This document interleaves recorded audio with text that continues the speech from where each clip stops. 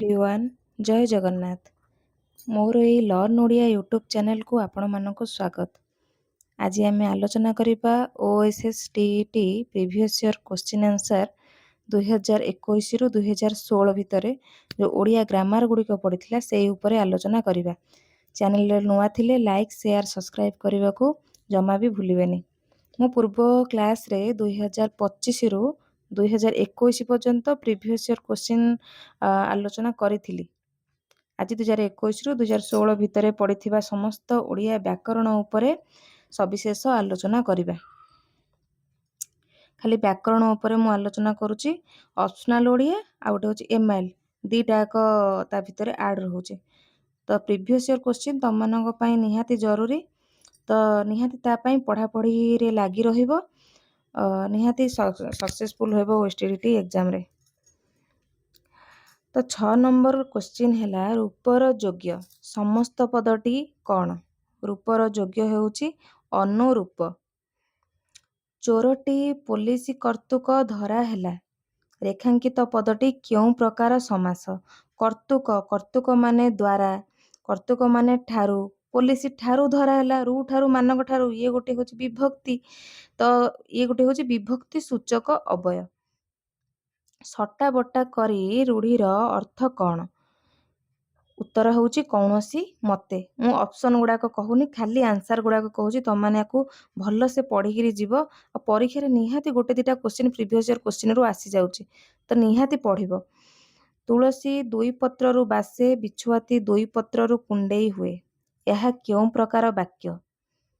ଏହା ଏକ ସଯୌଗିକ ବାକ୍ୟ। ତ ଏଠି ଦେଖ ଦୁଇଟି ସମାପିକା କ୍ରିୟା ଅଛି। ତୁଳସୀ ଦୁଇ ପତ୍ରରୁ ବାସେ ଆଉ ବିଛୁଆତି ଦୁଇ ପତ୍ରରୁ କୁଣ୍ଡେଇ ହୁଏ। ସତୀଙ୍କି ତମସା ଅଙ୍କରେ, ଘେନି ସ୍ନେହେ ଆଲିଙ୍ଗିଲା ତରଙ୍ଗ କରେ। ଏଥିରେ କେଉଁ ଅଳଙ୍କାର ରହିଛି? ଏଥିରେ ରହିଛି ରୂପକ ଅଳଙ୍କାର। କାହିଁକି? ତରଙ୍ଗ ରୂପକ କର, ଏଠି ତରଙ୍ଗ କରେ। ଆଉ ଗୋଟେ ରୂପକକୁ ଚିହ୍ନିବାର ଆମେ କେମିତି ଚିହ୍ନିବା? ତରଙ୍ଗ କରେ। ଏ ଯେଉଁ ଦେଖ ରୂପକରେ ସାଧାରଣତଃ ଯେତେବେଳେ ଉଦାହରଣ ଦିଆହେଇଥାଏ ହାଇଫେନ୍ର ବେଶୀ ବ୍ୟବହାର କରାଯାଇଥାଏ। ଦେଖିବ ଗୋଟେ ଗାର ମଝିରେ ଥିବ, ସେ ବେଶୀ ରୂପକ ବୋଲି ଉଦାହରଣ ଦିଆଯାଇଥାଏ, ତୁଳନା କରାଯାଇଥିବ। 11 ନମ୍ବର କ୍ୱେଶ୍ଚିନ୍। ନିମ୍ନ ପ୍ରଦତ୍ତ ଶବ୍ଦଗୁଡ଼ିକ ମଧ୍ୟରୁ କେଉଁ ଶବ୍ଦରେ ସ୍ୱାଭାବିକ ଭାବରେ ଣ ରହିଛି? କେଉଁ ଶବ୍ଦରେ? ଲବଣରେ। ନିମ୍ନୋକ୍ତ ଶବ୍ଦଗୁଡ଼ିକ ମଧ୍ୟରୁ କେଉଁଟି ଅପ୍ରତ୍ୟୟ ଯୁକ୍ତ?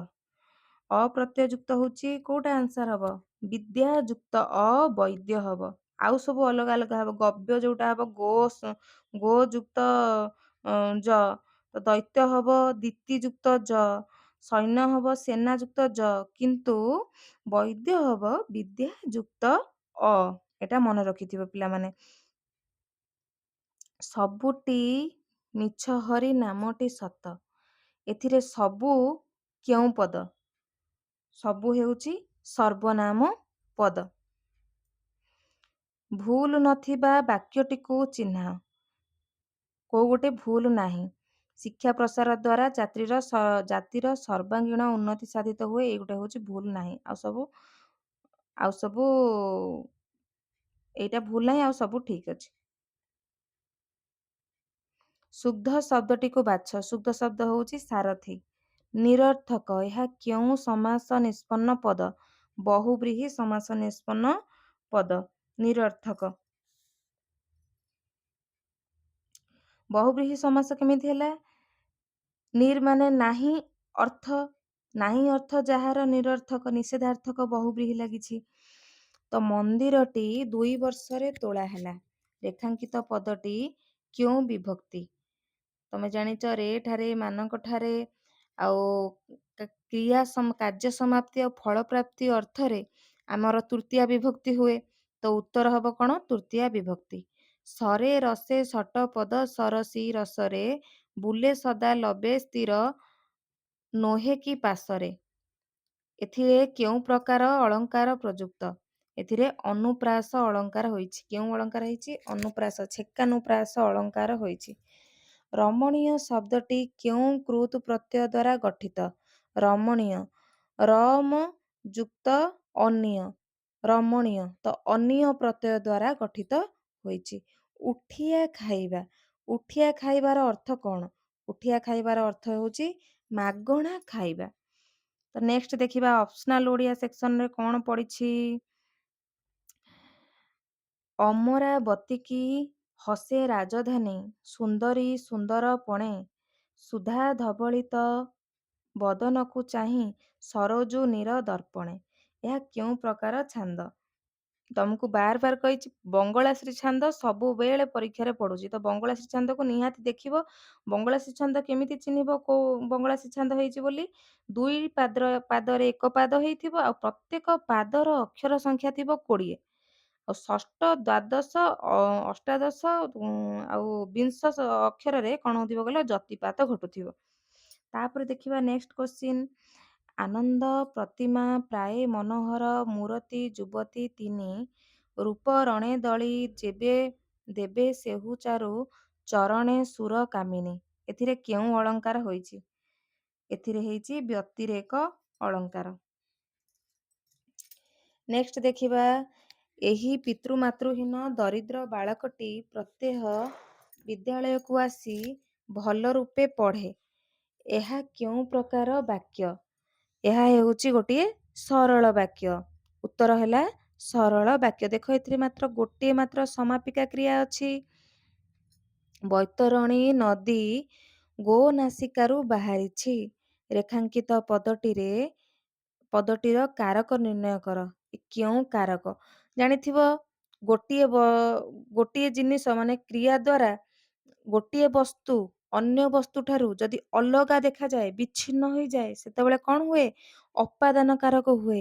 ଆଉ ରୁ ଠାରୁ ମାନଙ୍କ ଠାରୁ ଥିଲେ କଣ ହବ? ଅପାଦାନ କାରକ ହେବ। ଆଖି ବୁଝିକିରି ତମେ କଣ କରିବ? ଅପାଦାନ କାରକ ମାରିକିରି ଆସିବ। ତାପରେ ନେକ୍ସଟ ଦେଖିବା ଶୁଦ୍ଧ ଶବ୍ଦଟି ବାଛ। ଶୁଦ୍ଧ ଶବ୍ଦଟି କଣ ଅଛି? ଧ୍ରୁବ, ଦୁର୍ବିସହ, ପ୍ରାୟଶ୍ଚିତ, ମନ୍ତ୍ରିମଣ୍ଡଳ। କଣ ହବ? ଧ୍ରୁବ ତ ହବନି। ଧ୍ରୁବରେ କଣ ଲାଗିବ? ର ଫଳା ଲାଗିବ, ହସଉକାର ଲାଗିବ। ତାପରେ ଦୁର୍ବିସହରେ କଣ ହବ? ଦରେ ହସଉକାର, ବରେ ରେ ସ, କୋଉ ସ ଲାଗିବ କହିଲ? ମୁଦନେ ସ ଲାଗିବ। ତାପରେ ପ୍ରାୟଶ୍ଚିତଟା ଠିକ ଅଛି। ମନ୍ତ୍ରିମଣ୍ଡଳରେ ମନ୍ତ୍ରୀ ହଉଛି ହସେଇକାର। ତାପରେ ଦେଖିବା ନେକ୍ସଟ ପ୍ୟାସେଜକୁ ଛାଡ଼ିଦବା। ଏଠି ଆସିଲା ନନାଙ୍କ ପାଞ୍ଜିର ରଚୟିତା କିଏ? ନନାଙ୍କ ପାଞ୍ଜିର ରଚୟିତା ହେଉଛନ୍ତି ଗୋପାଳ ଚନ୍ଦ୍ର ପ୍ରହରାଜ। ନନାଙ୍କ ପାଞ୍ଜି। ଅତିଥି ମାନଙ୍କର ଖାଇବା ଶେଷ ହେଲା। ରେଖାଙ୍କିତ ଅଂଶଟି କେଉଁ ପଦ? ଏଟା କଣ ହବ? ସର୍ବନାମ, କ୍ରିୟା, ବିଶେଷଣ ନା ବିଶେଷ୍ୟ? ଉତ୍ତର ହେବ କଣ? 48 ନମ୍ବର ବିଶେଷ୍ୟ। କେଉଁ ପ୍ରକାର ବିଶେଷ୍ୟ ହେବ? କ୍ରିୟାବାଚକ ବିଶେଷ୍ୟ ହେବ। ଷଷ୍ଠ ଶବ୍ଦର ସନ୍ଧି ବିଚ୍ଛେଦ କଲେ କଣ ହେବ? ଇଏ ବି ପୂର୍ବ ଥର ଗୋଟେ କ୍ୱେଶ୍ଚିନ୍ ପଡିଥିଲା। ସ ଯୁକ୍ତ ଥ ହବ କଣ? ଷଷ୍ଠ। ନେକ୍ସଟ ଦେଖିବା ଅନ୍ତେବାସୀ। ଏହା କେଉଁ ସମାସ? ଅନ୍ତେବାସୀ ଇଏ ଗୋଟେ ହଉଛି ଅଲୁକୁ ସମାସ। ଅଲୁକୁ ମାନେ କଣ? ଯୋଉ ଗୋଟେ ଲୁକାୟିତ ହେଇକି ଥିବ, ଲୁଚିକିରି ଥିବ। ଅନ୍ତେବାସୀ ସମୀପରେ ବାସ କରେ ଯେ, ସିଏ ହଉଛି ଅନ୍ତେବାସୀ। ତ ଇଏ ହେବ କଣ? ଅଲୁକ ସମାସ। କେଉଁଟି ତଦ୍ଧିତ ପ୍ରତ୍ୟୟ ଦ୍ୱାରା ଗଠିତ? ତପନ, ଯୋଗ୍ୟ, ସୃଷ୍ଟ ଆଉ ପାଦ। ଉତ୍ତର ହବ କଣ? ପାଦ୍ୟ। ପାଦ୍ୟ କଣ ପାଇଁ ହେଲା? ପାଦ ଯୁକ୍ତ ଜ, ପାଦ୍ୟ। ଇଏ ହଉଛି ତଦ୍ଧିତ ପଦ। ତପନ ହବନି। ତପ ଯୁକ୍ତ ଅନ, ତପନ। ଯୋଗ୍ୟ, ଯୁଜ ଯୁକ୍ତ ଜ, ଯୋଗ୍ୟ। ତାପରେ ସୃଷ୍ଟ, ସୃଜ ଯୁକ୍ତ ତ, ସୃଷ୍ଟ। ଏଗୁଡାକ ସବୁ ହବନି। ଗୋଟିଏ ହବ କେବଳ ତପନ। ତପନ ହଉଛି ଗୋଟିଏ ତଦ୍ଧିତ ପ୍ରତ୍ୟୟ। ଜିଘୃକ୍ଷା। ଜିଘୃକ୍ଷାର ଅର୍ଥ କଣ? ବହୁ ପାଦରେ ପ୍ରକାଶ କଲେ କଣ ହେବ? ଗ୍ରହଣ କରିବାକୁ ଇଚ୍ଛା ହେଉଛି ଜିଘୃକ୍ଷା। ତାପରେ ନେକ୍ସଟ ଦେଖିବା ପିପାସାରେ କାତର ପଥିକ ବୃକ୍ଷ ଛାୟାରେ ବିଶ୍ରାମ ନେଲା। ରେଖାଙ୍କିତ ପଦଟି କେଉଁ ବିଭକ୍ତି ଯୁକ୍ତ? ଏଇଟା ହବ କଣ? ପିପାସାରେ। ଇଏ ହଉଛି କଣ? ତୃତୀୟା ବିଭକ୍ତି ଲାଗିଛି ହେତୁ ଅର୍ଥରେ। କଣ ତାକୁ ଶୋଷ କରିବା ହେତୁ। ତ ଯେତେବେଳେ ତାକୁ ଶୋଷ କରିଛି ପାଣି ପିଇବାକୁ ତ ସେଇ ହେତୁ ଅର୍ଥରେ ତୃତୀୟା ହୋଇଛି। ତ ତାପରେ ଆଉ କଣ ଲେଖା ହେଲା? ମଲା ଘୋଡ଼ାର ଟାଙ୍କ ମାପିବା। ରୂଢ଼ିର ଅର୍ଥ କଣ? ଅସାର କଥାରେ ମନ ଦେବା। ନନ୍ଦନ ଶବ୍ଦର ପ୍ରକୃତି ପ୍ରତ୍ୟୟ କଣ? ନିନ୍ଦ ନନ୍ଦୀ ଯୁକ୍ତ ଅନ କଣ ହବ? ନନ୍ଦନ। ଏଇଟା ହଉଛି ଅପସନ ନମ୍ବର ସି। ତାପରେ ନେକ୍ସଟ ଦେଖିବା 2019ର OSSTTର କ୍ୱେଶ୍ଚିନ୍ ଆନ୍ସର ଦେଖିବା କଣ ପଡିଛି। କଥା ପକାଇବା। କଥା ପକାଇବା ରୂଢ଼ିଟି କେଉଁ ଅର୍ଥରେ ପ୍ରଚଳିତ? କଥା ପକାଇବାର ଅର୍ଥ ହେଉଛି ପ୍ରସ୍ତାବ ଦେବା। ଦର୍ଦୁର ରବ ଶୁଣି ନୀରବ ପିକ ମୂଢ଼ ସଭାରେ ମୂକ ଯଥା ଧାର୍ମିକ। ଏଇଟା କଣ? ଇଏ ଗୋଟେ ହେଉଛି ଉପମା। କାହିଁକି ଲାଗିଛି? ଯଥା ଲାଗିଛି ବୋଲି। ଅର୍ଥକୁ ଅତିକ୍ରମ ନ କରି ସମସ୍ତ ପଦ କଣ ହେବ? ଅର୍ଥକୁ ଅତିକ୍ରମ ନ କରି କଣ ହେବ? ଯଥାର୍ଥ। ମାସ ମାନଙ୍କରେ ମାର୍ଗଶିର ଶ୍ରେଷ୍ଠ। ଏଥିରେ କେଉଁ ବିଭକ୍ତି ହୋଇଛି? ଏଥିରେ ହେଇଛି ସପ୍ତମୀ ବିଭକ୍ତି। ଜାଣିଥିବ କାଳାଧିକରଣରେ ସପ୍ତମୀ ହୁଏ। ତ ଇଏ ହେଉଛି କଣ? ମାସ ମାନଙ୍କରେ। ରେ ଠାରେ ମାନଙ୍କ ଠାରେ ଥିଲେ ସପ୍ତମୀ ବିଭକ୍ତି ହୁଏ। ଘୋଡ଼ା ମୁହାଁ। ଏହା କେଉଁ ସମାସ ନିଷ୍ପନ୍ନ ପଦ? ଏହା ହେଉଛି ବହୁବ୍ରୀହି। ଘୋଡ଼ା ମୁହଁ ପରି ମୁହଁ ଯାହାର ସେ ହେଉଛି ଘୋଡ଼ା ମୁହାଁ। କେଉଁ ବହୁବ୍ରୀହି? ଉପମିତି ବହୁବ୍ରୀହି। ନେକ୍ସଟ ଦେଖିବା, ପ୍ୟାସେଜ ଗୁଡାକୁ ଛାଡ଼ିଦବା। ସେ ଚୋରି କରିବାରୁ ଦଣ୍ଡ ପାଇଲା। ସେ ଚୋରି କରିବାରୁ ଦଣ୍ଡ ପାଇଲା। ଏହା କେଉଁ ପ୍ରକାର ବାକ୍ୟ? ତ ଏହା ଗୋଟିଏ ସରଳ ବାକ୍ୟ। ଗୋଟିଏ ମାତ୍ର ସମାପିକା କ୍ରିୟା ଅଛି। ତାଙ୍କର ମାତୃଭାଷା ପ୍ରତି ପ୍ରଗାଢ଼ ଅନୁରାଗ ରହିଛି। ରେଖାଙ୍କିତ ପଦଟି କେଉଁ ପ୍ରକାର ଅବୟ? ପ୍ରତି ଲାଗିଛି। ପ୍ରତି ଲାଗିଲେ କଣ ହବ? ପ୍ରତି ଲାଗିଲେ ହବ ପ୍ରଦାନ୍ୱୟୀ ଅବୟ। ବିନା, ପ୍ରତି, ଅପେକ୍ଷା ଏଗୁଡାକ ସବୁ ଯଦି ଲାଗେ ତ ଏଗୁଡା ସବୁ ପଦାନ୍ୱୟୀ ଅବୟ।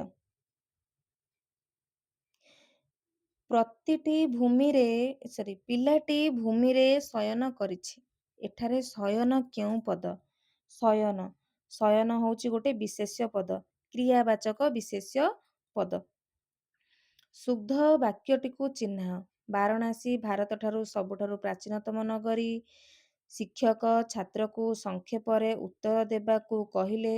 କୋଣାର୍କର କାରୁକାର୍ଯ୍ୟ ଓଡ଼ିଆ ଶିଳ୍ପୀର ନିର୍ମାଣ ପାଟବତା ପ୍ରକାଶ କରେ। ଭାରତବର୍ଷ ଆକୁମାର ହିମାଞ୍ଚଳ ପର୍ଯ୍ୟନ୍ତ ବିସ୍ତୃତ। ଏଇଟା ହେଉଛି କୋଉ ଗୋଟେ ହବ?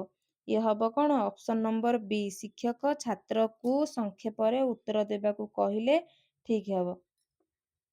ଏଇଟା କାହିଁକି ହେଲାନି? ଲେଖା ହେଇଛି ଯୋଉ ସବୁଠାରୁ ପ୍ରାଚୀନତମ। ସବୁଠାରୁ ପ୍ରାଚୀନତମ ହବନି, ଖାଲି ଲେଖା ହବ ପ୍ରାଚୀନତମ। ତ ସିଟା ଯୋଉ ଲେଖା ହେଇଛି କୋଣାର୍କର କାରୁକାର୍ଯ୍ୟ, ଓଡ଼ିଆ ଶିଳ୍ପୀର ନିର୍ମାଣ ପାଟବତା। ପାଟବତା ହବନି, ପଟୁତା ହବ। ତାପରେ ଆଉ ଗୋଟେ ଅଛି ଭାରତବର୍ଷ ଆକୁମାରୀ ହିମାଞ୍ଚଳ ପର୍ଯ୍ୟନ୍ତ ବିସ୍ତୃତ। ଆକୁମାରୀ ହିମାଞ୍ଚଳ ପର୍ଯ୍ୟନ୍ତ ନୁହଁ, ଆକୁମାରୀ ହିମାଞ୍ଚଳ ପର୍ଯ୍ୟନ୍ତଟେ ଲାଗିବନି। ତ ଶୁଦ୍ଧ ଶବ୍ଦଟିକୁ ବାଛ। ଶୁଦ୍ଧ ଶବ୍ଦଟି କଣ ହବ? ପୂଜାସ୍ପଦଟି ଠିକ ହବ। ପୂଜା ଯୁକ୍ତ ଆସ୍ପଦ, ପୂଜାସ୍ପଦ, ଆଉ ସବୁ ଭୁଲ ଭାଲ ସବୁ ଲେଖା ହେଇଛି। ତ ନିମ୍ନ ମଧ୍ୟରୁ କେଉଁଟି ଆ ପ୍ରତ୍ୟୟ ଯୁକ୍ତ? ପାହାଡ଼ ଯୁକ୍ତ ଇଆ ପାହାଡ଼ିଆ, ହଳ ଯୁକ୍ତ ଇଆ ହଳିଆ, ତେଲ ଯୁକ୍ତ ଇଆ ତେଲିଆ। କିନ୍ତୁ ଆ କଣ ହବ? ମାଟି ଯୁକ୍ତ ଆ ମାଟିଆ। ତ ଉତ୍ତର ହବ ମାଟି ଯୁକ୍ତ ଆ। ତ ନେକ୍ସଟ ଦେଖିବା, ଲୀନ ପଦଟି କେଉଁ କୃତ୍ ପ୍ରତ୍ୟୟ ଦ୍ୱାରା ଗଠିତ? ଲୀନ। ଲି ଯୁକ୍ତ ତ। ତ ଏଇଟା ହଉଛି ଉତ୍ତର କଣ? ତ। ଲି ଯୁକ୍ତ ତ ହବ ଲୀନ। ନିମ୍ନ ପ୍ରଦତ୍ତ ଶବ୍ଦ ଗୁଡ଼ିକ ମଧ୍ୟରୁ କେଉଁଟିରେ ସତ୍ତ୍ୱବିଧି ନିୟମର ବ୍ୟତିକ୍ରମ ଘଟିଛି? ସତ୍ତ୍ୱବିଧି ନିୟମର ବ୍ୟତିକ୍ରମ ଘଟିଛି। ଏଇଟା ପ୍ରଶ୍ନଟି ଭୁଲ ଅଛି। ତ ବି ଆଉ ସି ଭିତରେ କୋଉଟା ହବ ସେଟା କିଛି ଜାଣି ହଉନି। ତ ନେକ୍ସଟ ଆମେ ଆଗକୁ ଯିବା। କାନ୍ଧ ଲଗାଇବା ରୂଢ଼ିର ଅର୍ଥ କଣ? ସାହାଯ୍ୟ କରିବା। ଇନ୍ଦ୍ରାୟୁଧ ତାର ଅଧ ବିମ୍ବେ ନଭେ ଯେଉଁ ତୁଳନାରେ ତୁଳନା ତହୁଁ ବଳି ଇନ୍ଦୁ ସଙ୍ଗେ ସୁନ୍ଦରୀର ତୁଳା ଅଲଣା। ଏଥିରେ କେଉଁ ପ୍ରକାର ଅଳଙ୍କାର ହୋଇଛି? ଏଥିରେ ବ୍ୟତିରେକ ଅଳଙ୍କାର ହୋଇଛି। କାହିଁକି? ଇନ୍ଦୁ ଠାରୁ ଉପମେୟ ଉଷାର ଆଧିକ୍ୟ କଥିତ କରାଯାଇଛି, ସେଥିପାଇଁ ଇଏ ହେଇଛି କଣ? ବ୍ୟତିରେକ ଅଳଙ୍କାର। ତାପରେ ଅପସନାଲ ଓଡ଼ିଆକୁ ପିଲାମାନେ ଯିବା।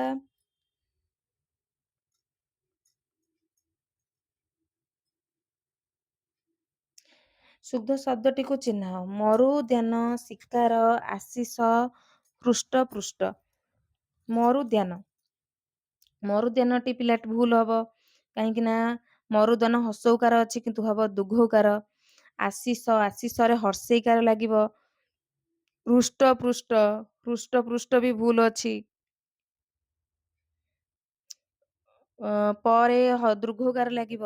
ଶିକାରଟା ଠିକ ହବ, ଅପସନ ସି ଶିକାର। ତ ସନ୍ନିବିଷ୍ଟ ଶବ୍ଦର ସନ୍ଧି ବିଚ୍ଛେଦ କଲେ କଣ ହେବ? ସମ ଯୁକ୍ତ ନିବିଷ୍ଟ, ସନ୍ନିବିଷ୍ଟ। ଅପସନ ନମ୍ବର ବି। ମାଘ ମାସରେ ବାଘ ପରି ଶୀତ ହୁଏ। ଏଇଟା କଣ? ଦେଖ ଅଧିକରଣ କାରକଟି ନିହାତି ପଡୁଛି କୋଶ୍ଚିନଟା, ଆଉ ସରଳ ବାକ୍ୟ ତ ପଡୁଛି, ବଙ୍ଗଳାଶ୍ରୀ ରାଗ, ଏଗୁଡା ସବୁ ବାର ବାର କୋଶ୍ଚିନ ପଡୁଛି। ତମେ ମାନେ ପଢିକିରି ଯିବ, ଯୋଉ ଗୁଡାକ ତମକୁ ସହଜ ଲାଗୁଛି, ମାନେ ଦେଖିବ ଯେ ଜାଣିଥିବ OSTT ର ସିଲାବସ ଟା କେତେ ଲମ୍ବା ଅଛି, ତମକୁ କମ ଟାଇମ ଭିତରେ ବହୁତ ସାରା ଟପିକ କ୍ଲିୟର କରିବାର ଅଛି। ସେଥିପାଇଁ ତମେ କଣ କରିବ, ଯୋଉ ଜିନିଷ ଉପରେ ତମେ ପୁରା ଥର ଅଛ ବା ପରୀକ୍ଷା କରିପାରିବ, ସେଇଗୁଡାକ ଉପରେ ଅଧିକ ପ୍ରିପାରେସନ ହେଇକିରି ଯାଅ। ଖାସ କରି ପ୍ରିଭିୟସ କୋଶ୍ଚିନ୍ କୁ ଅଧିକ ଇଏ କର। ପେଡାଗୋଜିଟାକୁ ଟିକେ ଅଧିକ ଦେଖ। ଆମର ଓଡିଆଟା ତମେ ତ ଭଲ କରିପାରିବ, ଓଡିଆଟାକୁ ଭଲସେ ଦେଖିବ। ପେଡାଗୋଜିଟା ଭଲସେ ଦେଖିବ। ଇଂଲିଶ ଗ୍ରାମାରରୁ କିଛି କିଛି ଦେଖିକିରି ଯିବ, ବଢିଆ ମାର୍କ ଆସିବ। ତ ସେଥିପାଇଁ ଚିନ୍ତା କରନି, ଆରାମରେ ପଢିକିରି ଯାଅ। ପ୍ରିଭିୟସ କୋଶ୍ଚିନଟା ତମର ମୂଳଦୁଆ, ତାକୁ ଦେଖିଲେ ତମେ ଜାଣିପାରିବ ଯେ କୋଉ ଭଳିଆ କୋଶ୍ଚିନ ତମର ପରୀକ୍ଷାରେ ପଡୁଛି। ତ ମାଘ ମାସରେ ବାଘ ପରି ଶୀତ ହୁଏ। ରେଖାଙ୍କିତ ପଦର କାରକ ନିର୍ଣ୍ଣୟ କର। ଏଥିରେ ମାଘ ମାସରେ, ରେ ଠାରେ, ମାନଙ୍କ ଠାରେ, ଅଧିକରଣ, କୋଉ ଅଧିକରଣ? ମାଘ ମାସରେ କାଳାଧିକରଣ କାରକ ହେଇଛି। ତାପରେ ଦେଖିବା ନେକ୍ସଟ, ତୋବିନା ନାହିଁ ଅନ୍ୟ ଗତି। ରେଖାଙ୍କିତ ପଦଟି କେଉଁ ବିଭକ୍ତି ଯୁକ୍ତ? ତୋବିନା ନାହିଁ ଅନ୍ୟ ଗତି। ତୋ ମାନେ ତୋର ବିନା ନାହିଁ ଅନ୍ୟ ଗତି।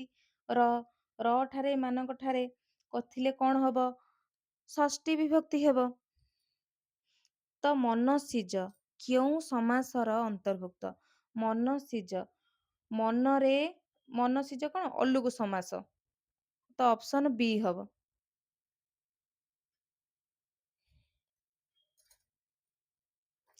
ହାତ ଶଙ୍ଖା ଦର୍ପଣ ରୂଢିର ଅର୍ଥ କଣ? ହାତ ଶଙ୍ଖା ଦର୍ପଣ ହଉଛି ପରିଷ୍କାର ପରିଚ୍ଛନ୍ନତା। ଚିରଦିନ ଦୁଃଖ ପ୍ରହାରେ ଜର୍ଜର, ପଟ ଶିଷ୍ୟ ମୁହିଁ ଦୁଃଖ ଗୁରୁଙ୍କର। ଏଇଟା କେଉଁ ପ୍ରକାର ଛନ୍ଦରେ ରଚିତ? ଇଏ ପିଲାମାନେ ନଟବାଣୀ ବୃତ୍ତରେ ରଚିତ। ନଟବାଣୀ ବୃତ୍ତ କଣ? ଗଣି ଦେଇଯିବ, ଦୁଇ ପାଦରେ ଏକ ପାଦ ହେବ, ପ୍ରତ୍ୟେକ ପାଦର ଅକ୍ଷର ସଂଖ୍ୟା ହେବ 12। ତେବେ ଜାଣିବ ଯେ ଇଏ ହଉଛି କଣ? ନଟବାଣୀ ବୃତ୍ତ। ଆଉ ଗୋଟେ ଲେଖା ଅଛି, କଳଙ୍କ ହିଁ ଥାଇ କଳାକାର କୂଳେ, କରହି ନେତ୍ର ରଞ୍ଜନ, ସ୍ୱଭାବେ ସୁନ୍ଦର, ଅଙ୍ଗକୁ ଜଗତେ ନ ହୁଏ କିସ ମଣ୍ଡନ। ଏଥିରେ କେଉଁ ଅଳଙ୍କାର ହୋଇଛି? ଜାଣିଥିବ, ଯୋଉଥିରେ କଣ ଥିବ? ଏଇଟା ହଉଛି ଅର୍ଥାନ୍ତର ନ୍ୟାସ।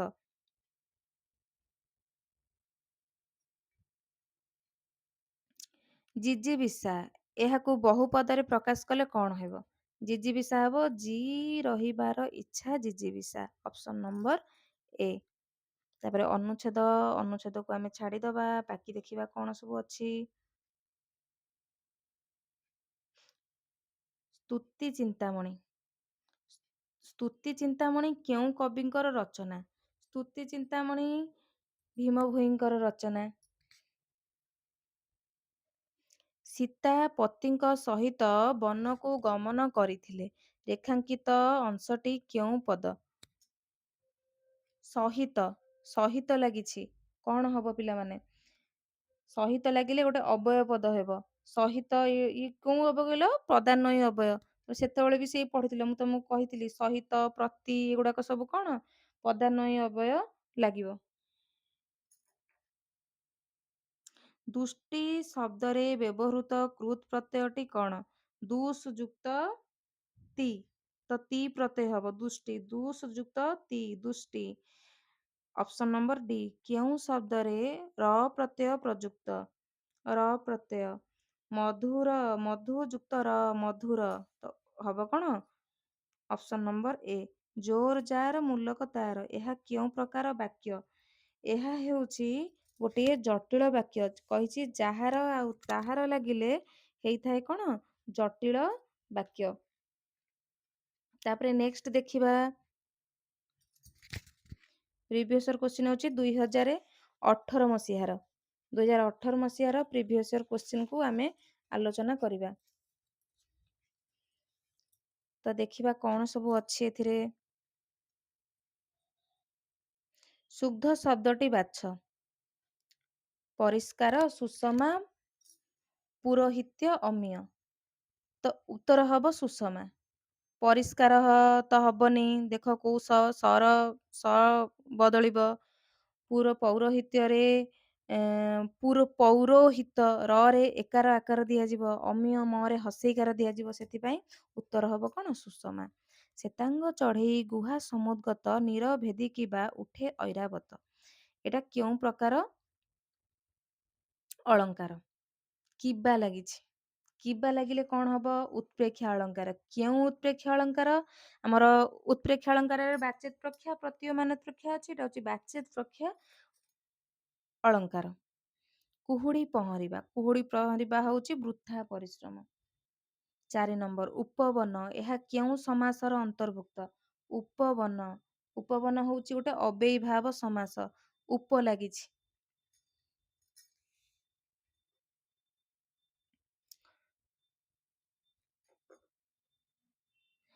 କେଉଁ ରୂଢିଟି ପ୍ରତିଶୋଧ ନେବା ଅର୍ଥରେ ବ୍ୟବହାର କରାଯାଇଛି ପ୍ରତିଶୋଧ ନେବା ଅର୍ଥରେ ଦାଉ ସାଧିବା ଅପସନ ନମ୍ବର ଡି। ପ୍ୟାସେଜ ଗୁଡାକ ଛାଡିଦବା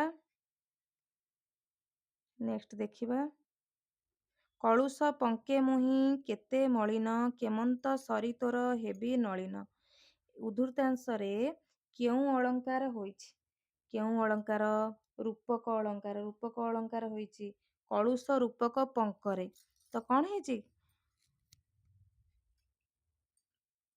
କଳୁଷ ମାନେ ପାପକୁ ପଙ୍କ ସହିତ ତୁଳନା କରାଯାଇଛି।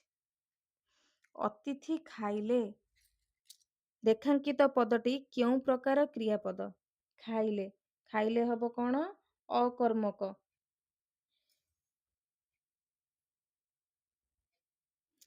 13 ନମ୍ବର ମହାବାତ୍ୟାରେ ଓଡ଼ିଶାର ବହୁ ଧନ ଜୀବନ ନଷ୍ଟ ହେଲା କେଉଁ ବାକ୍ୟ ଏହା ହେଉଛି ଗୋଟେ ସରଳ ବାକ୍ୟ। 14 ନମ୍ବରରେ ଅଛି ନିମ୍ନ ପ୍ରଦତ୍ତ କେଉଁ ଶବ୍ଦଟି ସତ୍ତ୍ୱବିଧି ନିୟମର ବ୍ୟତିକ୍ରମ ଘଟିଛି ସତ୍ତ୍ୱବିଧି ନିୟମରେ ବ୍ୟତିକ୍ରମ କଣଟା ଘଟିଛି ବିସୂଚିକାଟା ବ୍ୟତିକ୍ରମ ଘଟିଛି। ଏଥିରେ ଲେଖା ଅଛି କୋଉଟା ଶୁଦ୍ଧ ବାକ୍ୟଟି ଚିହ୍ନ ରଥଯାତ୍ରା ଦେଖିବାକୁ ବହୁତ ଯାତ୍ରୀମାନେ ପୁରୀକୁ ଆସିଥିଲେ ଏଥିରେ କଣ ହବ ଯାତ୍ରୀ ମାନେ ହେବ ବହୁତ ଯାତ୍ରୀ ମାନେ କଣ ଖାଲି ଯାତ୍ରୀ ମାନେ ହବ ତାପରେ ନେକ୍ସଟ ଅଛି ସେ ସପରିବାର ସହିତ କେବଳ ହବ ପରିବାର ସହିତ କି ସପରିବାର ତ ସେ ସପରିବାର ସହିତ ହବ ନାହିଁ ପରିବାର ସହିତ ହବ ନହେଲେ ନାହିଁ ସପରିବାର ହବ। ତାପରେ ଅଛି ଆଉ ଗୋଟେ କଣ ଶିକ୍ଷକ ସଂକ୍ଷେପରେ ଉତ୍ତର ଦେବାକୁ ନିର୍ଦ୍ଦେଶ ଦେଲେ ଏଇଟା ଠିକ ଅଛି। ନେକ୍ସଟ ମୂଷା ଗଣେଶଙ୍କ ବାହନ ଅଟେ ଗଣେଶଙ୍କ ବାହନ ନୁହଁ ଗଣେଶ ମୂଷା ଗଣେଶ ବାହନ ଅଟେ। ଗଣେଶଙ୍କ ଅଛି ଯୋଉ ଗଣେଶଟା ଯୋଉ ଲେଖା ହେଇଛି ତାର ତାଲବେଶ ହବ ତାଲବେଶ ଲେଖା ହେଇଛି ମୁଦନେଶ ହବ।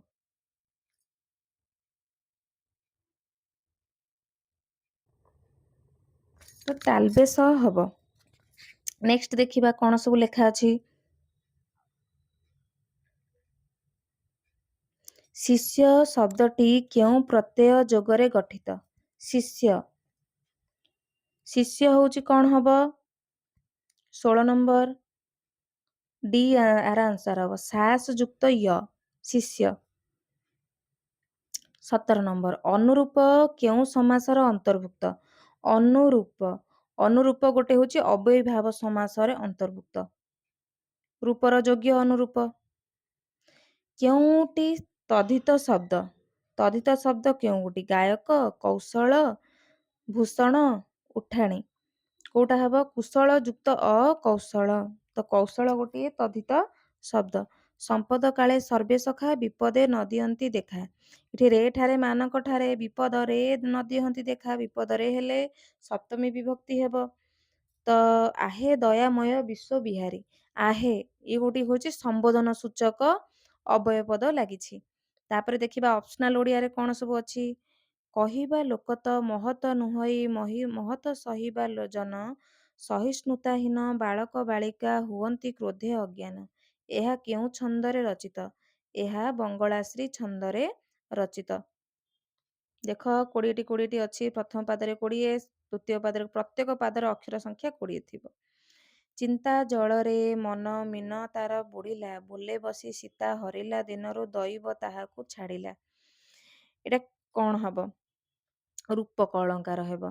ଚିନ୍ତା ରୂପକ, ଜଳରେ ମନ ରୂପକ, ମୀନ ବୁଡ଼ିବା କଥା ଏଠି କୁହାଯାଇଛି।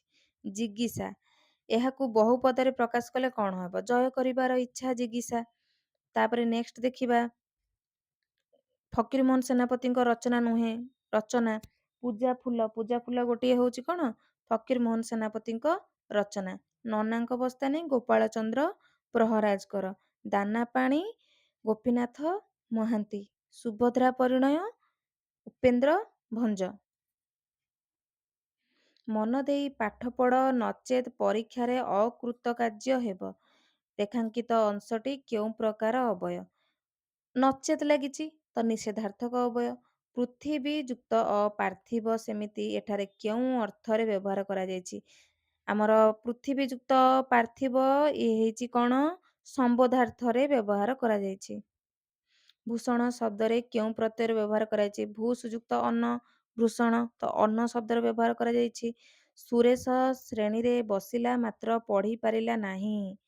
କେଉଁ ପ୍ରକାର ବାକ୍ୟ? ଦିଟା ସମାପିକା କ୍ରିୟା ଲାଗିଛି ତ ଯୌଗିକ ବାକ୍ୟ ହେବ। ତ କେଉଁଟି ଶୁଦ୍ଧ ଶବ୍ଦ? ଦୁର୍ବୃତ୍ତ ହଉଛି ଗୋଟିଏ ଶୁଦ୍ଧ ଶବ୍ଦ। ଭବଦୀୟ ଶବ୍ଦର ସନ୍ଧି ବିଚ୍ଛେଦ କଲେ କଣ ହେବ? ଭବତ୍ ଯୁକ୍ତ ଇୟ ଭବତୀୟ। ଅପସନ ନମ୍ବର ବି ହବ। ଆକାଶରୁ ଜଳବିନ୍ଦୁ ପଡୁଛି। ରେଖାଙ୍କିତ ଅଂଶଟି କେଉଁ କାରକ? କହିଥିଲି ରୁ ଠାରୁ ମାନଙ୍କ ଠାରୁ ଗୋଟିଏ ବସ୍ତୁ ଅନ୍ୟ ବସ୍ତୁ ଠାରୁ ଯେତେବେଳେ ଅଲଗା ହେଇଯିବ ସେତେବେଳେ ପିଲାମାନେ କଣ ହବ? ଅପାଦାନ କାରକ ହେବ। ପ୍ରଧାନ ଶିକ୍ଷକ ଛାତ୍ର ମାନଙ୍କୁ ପୁରସ୍କାର ଦେଲେ। ରେଖାଙ୍କିତ ପଦଟି କେଉଁ ବିଭକ୍ତି ଯୁକ୍ତ ହୋଇଛି? ମାନଙ୍କୁ, କୁଙ୍କୁ ମାନଙ୍କୁ, ଆଉ ଦେବା ଅର୍ଥରେ, ସମ୍ପ୍ରଦାନ ଅର୍ଥରେ ଚତୁର୍ଥୀ ବିଭକ୍ତି ହୁଏ। ତ ଚତୁର୍ଥୀ ବିଭକ୍ତି ହୋଇଛି। ତାପରେ ଦେଖିବା ପ୍ୟାସେଜର କ୍ୱେଶ୍ଚିନ୍ ଆନ୍ସର ଛାଡ଼ିଦବା। ଲେଖିବା ଅସିଆ କାଳର ମସିହା ରୂଢ଼ିର ଅର୍ଥ କଣ? ଅତି ପୁରୁଣା।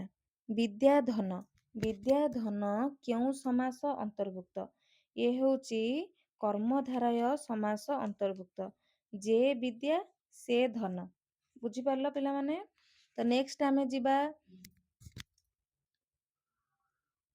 2016 ପ୍ରିଭିୟସ୍ ଇୟର କ୍ୱେଶ୍ଚିନ୍ କୁ। କଣ ପଡ଼ିଛି ଦେଖିବା। ପ୍ୟାସେଜ ଛାଡ଼ିଦବା। ବ୍ୟାକରଣ ଖାଲି ଆଲୋଚନା କରିବା। ଅଛିମାକୁ ଗଛିମା ରୂଢ଼ିଟିର ଅର୍ଥ ନିମ୍ନରୁ ବାଛ। ଅଛିମାରୁ ଗଛିମା କଣ ହବ? ଅଛିମାରୁ ଗଛିମା ହବ ଅତୁଳନୀୟ ବସ୍ତୁ ସହିତ ତୁଳନା କରିବା। ତାପରେ ନେକ୍ସଟ ଦେଖିବା। ଦେଖିଲା ସୁନ୍ଦରୀ ସମ୍ମୁଖେ ଅପୂର୍ବ ସୁନ୍ଦର ଯୁବକ ବର, ଅଙ୍ଗବନ୍ତ କିସେ ଅନଙ୍ଗ ଅଥବା ନର ରୂପୀ ସୁଧାକର। ଏଇଟା କଣ ହେଇଛି? କେଉଁ ଅଳଙ୍କାର ହୋଇଛି? ଉତ୍ପ୍ରେକ୍ଷା ଅଳଙ୍କାର ହୋଇଛି। କାହିଁକି ଏଟା ଉତ୍ପ୍ରେକ୍ଷା ଅଳଙ୍କାର ହେଲା? ଦେଖିଲା ସୁନ୍ଦରୀ ସମ୍ମୁଖେ ଅପୂର୍ବ ସୁନ୍ଦର ଯୁବକ ବର, ଅଙ୍ଗବନ୍ତ କିସେ ଅନଙ୍ଗ ଅଥବା ନର ରୂପୀ ସୁଧାକର। ଏଠି ଗୋଟିଏ ସହିତ ଆଉ ଗୋଟେ ସହିତ ତୁଳନା କରାଯାଇଛି। ଯୁବତୀ ଜାୟା ଯାହାର ବିଗ୍ରହ ବାକ୍ୟଟିର ନାମ କଣ? ଯୁବତୀ ଜାୟା ଯାହାର କଣ ହବ? ତ 8 ନମ୍ବର ହବ ଯୁବଯାନୀ। 3 କି 13 କରିବା ଏହି ରୂଢ଼ିର ଅର୍ଥ କଣ? 3 କି 13 କରିବା ରୂଢ଼ିର ଅର୍ଥ ହେଉଛି ଠକିବା। ପାଣି ଗ୍ରହଣରୁ ବୁଝିଅଛୁ କାଲି ସ୍ୱଭାବେ ତୁମ୍ଭେ ଉଦର, ବାହୁଲ୍ୟେ ମାତର କହୁଅଛୁ ଆମ୍ଭେ ମୁନି କନ୍ୟା ହେ ଉଦାର। ଉଦ୍ଧୃତାଂଶ କେଉଁ ଅଳଙ୍କାର ହୋଇଛି? କେଉଁ ଅଳଙ୍କାର ହେଇଛି? ଶ୍ଲେଷ ଅଳଙ୍କାର। କେଉଁ ଶ୍ଲେଷ? ସଭଙ୍ଗ ଶ୍ଲେଷ। ନେକ୍ସଟ ଦେଖିବା କଣ ଲେଖା ଅଛି। କେଉଁ ଶବ୍ଦଟି ନତବିଧି ନିୟମର ଉଲ୍ଲଂଘନ କରିଛି? ଫେଡାଣ। ଫେଡାଣଟା କଣ କରିଛି? ନତବିଧି ନିୟମର ଉଲ୍ଲଂଘନ କରିଛି। ବାକ୍ୟଟି କେଉଁଟା ଭୁଲ ନାହିଁ? ସେ ଅତିଥିମାନଙ୍କୁ ସବାନ୍ଧବେ ଆସିବାକୁ ନିମନ୍ତ୍ରିତ କଲେ। ଗଙ୍ଗା ଭାରତର ସବୁଠାରୁ ବୃହତ୍ତମ ନଦୀ। ତୁମେ କାଲି ସଅଳରେ ଆସିବ। ତାଙ୍କର କାର୍ପଣ୍ୟ ଯୋଗୁଁ ସେ ଘୃଣିତ ହୁଅନ୍ତି। ତ କଣ ହବ? ଡି। ତାଙ୍କର କାର୍ପଣ୍ୟ ଯୋଗୁଁ ସେ ଘୃଣିତ ହୁଅନ୍ତି। ଏଇଟା ହଉଛି ଠିକ। ଆଉ ସବୁ ଯାକ ଭୁଲ ଭାଲ ଲେଖା ହେଇଛି। ତ ଶୁଦ୍ଧ ଶବ୍ଦଟି ବାଛ। କୋଉ ଗୋଟେ ଠିକ ହବ? 13 ନମ୍ବର। 13 ନମ୍ବରଟା ନିରଦଟା ଠିକ ହବ। ବାଜଣା। ବାଜ ଯୁକ୍ତ ଅଣା ହବ କଣ? ବାଜଣା। ଅଣା ପ୍ରତ୍ୟୟ ହବ। ସୈନ୍ୟବାସ। ଯୋଉ ସେନ୍ୟାବାସ। ସେନ୍ୟାବାସ କଣ ହବ? ସୈନ୍ୟମାନଙ୍କର ଆବାସ। ତ ତତ୍ପୁରୁଷ ସମାସ। ତତ୍ପୁରୁଷ ସମାସ ହବ। ତଦ୍ଧିତ ପଦ। କୋଉଟା ତଦ୍ଧିତ ପଦ? ଦୈପାୟନ। ଦୀପ ଯୁକ୍ତ ଆୟନ ହବ ଦୈପାୟନ। କୁମ୍ଭାର ବୋହୂ ଝାଟିକି ନଗଲେ ମାଟିକି ଯାଉ। ଏଇ ପଦଟି କେଉଁ ବିଭକ୍ତି? ପିଲାମାନେ ଏଇ ବିଭକ୍ତି ହଉଛି ଦ୍ୱିତୀୟା ବିଭକ୍ତି। ତ ମାଟିକି ଝାଟିକି ନଗଲେ ମାଟିକି ମାନେ ମାଟିକୁ ଯାଉ। ତ କୁଁ ମାନଙ୍କୁ ହେଲେ ତ ଏଇଠି କଣ ହବ? ଦ୍ୱିତୀୟା ବିଭକ୍ତି ହେବ। ତ ଥରକୁ ଥର ପଡ଼ିଗଲେ ତଳେ ଚାଲଇ ଅଭ୍ୟାସର ବଳେ। ଥରକୁ ଥର ଇଏ ଗୋଟିଏ ହବ କଣ? ବିପସାର୍ଥକ ଅବୟ। ଥରକୁ ଥର, ପୁନଃ ପୁନଃ, ବାରମ୍ବାର ଏଗୁଡା ସବୁ ବିପସାର୍ଥକ ଅବୟ। ଭାରତୀୟ ସୈନ୍ୟମାନେ ନାନା ଦେଇ ଆଧୁନିକ ଅସ୍ତ୍ରଶସ୍ତ୍ର ସହ ଖାଦ୍ୟପେୟ ଧରି ଯୁଦ୍ଧ କ୍ଷେତ୍ରକୁ ଯାଆନ୍ତି। ରେଖାଙ୍କିତ ପଦଟି କେଉଁ ପ୍ରକାର କ୍ରିୟାପଦ? ଏ ହେଲା ଅସମାପିକା କ୍ରିୟାପଦ। ଧରି। ଧରି କଣ? ଧରି ହଉଛି ଗୋଟେ ଅସମାପିକା କ୍ରିୟା।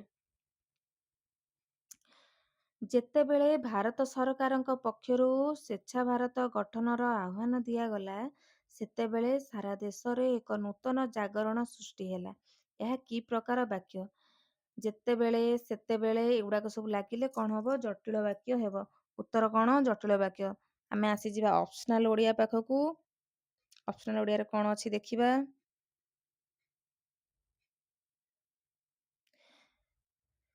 ନିମ୍ନୋକ୍ତ ମଧ୍ୟରୁ କେଉଁଟି ଶୁଦ୍ଧ ଶବ୍ଦ?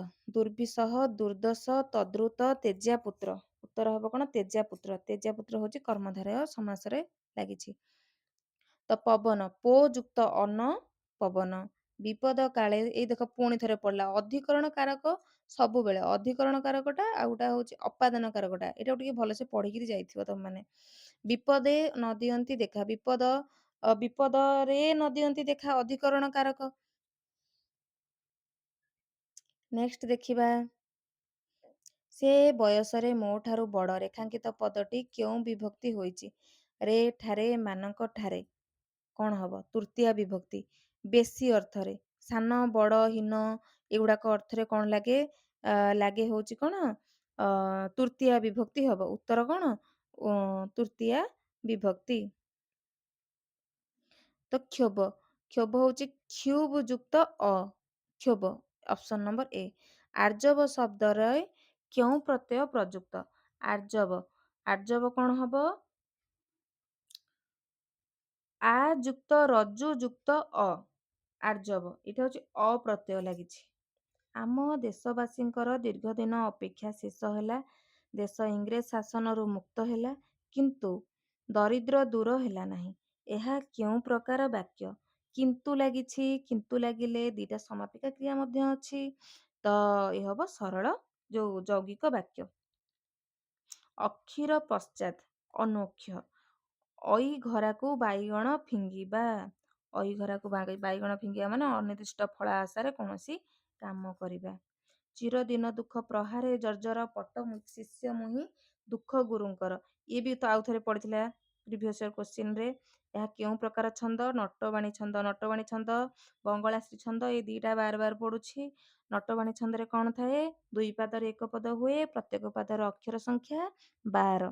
ମହତ ଜନର ଦୟା ସବୁଠାରେ ସମେ ହୁଏ ବିତରିତ। କର୍ତ୍ତକ ମସ୍ତକ ନକରଇତରୁ ସ୍ୱଚ୍ଛାୟା ଅପରାସିତ। ତ ଏଇଟା କେଉଁ ପ୍ରକାର ଅଳଙ୍କାର ହେଇଛି? ଏ ହେଇଛି ଅର୍ଥାନ୍ତର ନ୍ୟାସ ଅଳଙ୍କାର। ଜିହିର୍ଷା କାହାକୁ ଏହାକୁ ବହୁପଦରେ ପ୍ରକାଶ କଲେ କଣ ହେବ? ଜିହିର୍ଷାକୁ ବହୁପଦରେ ପ୍ରକାଶ କଲେ ହେବ କଣ? ହରଣ କରିବାର ଇଚ୍ଛା। ନେକ୍ସଟ ଦେଖିବା, ନିମ୍ନୋକ୍ତ ମଧ୍ୟରୁ କେଉଁଟି ଭୀମ ଭୋଇଙ୍କର ରଚନା? ଚଣ୍ଡୀପୁରାଣ ଯଦି ଦେଖିବା ଆମେ, ସେଟା ହଉଛି କଣ? ସାରଳା ଦାସଙ୍କର। ଚିତ୍ରକାବ୍ୟ ବନ୍ଧୋଦୟ ଉପେନ୍ଦ୍ର ଭଞ୍ଜଙ୍କର। ତ ସ୍ତୁତି ନିଷେଧ ଗୀତା ହଉଛି କାହାର? ଭୀମ ଭୋଇଙ୍କର ରଚନା। କହିବା ସହଜ ଅଥଚ କରିବା କଷ୍ଟ, ରେଖାଙ୍କିତ ଅଂଶଟି କେଉଁ ପଦ? ହଉଛି ବିଯୋଜକ ଅବୟ। ମୁଁ ଗୋଟିଏ ମଝିରେ ତମକୁ କହିଦେଇଥିଲି ନନାଙ୍କ ପାଞ୍ଜି। ନନାଙ୍କ ପାଞ୍ଜି ହଉଛି ଫକୀର ମୋହନ ସେନାପତିଙ୍କର ରଚନା। ନନାଙ୍କ ବସ୍ତାନୀ ହେଲେ ଗୋପାଳ ଚନ୍ଦ୍ର ପ୍ରହରାଜ ହେବ। ବାଇ ମହାନ୍ତି ପାଞ୍ଜି, ନନାଙ୍କ ବସ୍ତାନୀ। ତ ଆମେ ନେକ୍ସଟ କ୍ଲାସରେ ଆଲୋଚନା କରିବା ଆମର ସବୁ କବିମାନେ ଯେଉଁ OSTT ଏକ୍ଜାମରେ ଯେଉଁ ସବୁ କବିମାନେ ସବୁ ଅଛନ୍ତି ତାଙ୍କର ଲେଖା ଗୁଡ଼ିକ, ତାକୁ ମୁଁ ଗୋଟେ ଭିଡ଼ିଓ ବନେଇବି, ତାରି ଉପରେ ଆମେ ଆଲୋଚନା କରିବା। ଆଉ ଯଦି ଏ ଭିଡ଼ିଓଟି ଭଲ ଲାଗିଥିବ ଲାଇକ୍ ସେୟାର ସବସ୍କ୍ରାଇବ୍ କରିବାକୁ ଜମା ଭୁଲିବେନି। ଆଉ ଯଦି କେଉଁ ପ୍ରଶ୍ନ ଉପରେ ଯଦି କିଛି ବୁଝିବାର ଥାଏ ତାହେଲେ କମେଣ୍ଟ ମାଧ୍ୟମରେ ଜଣାଇବେ। ଧନ୍ୟବାଦ।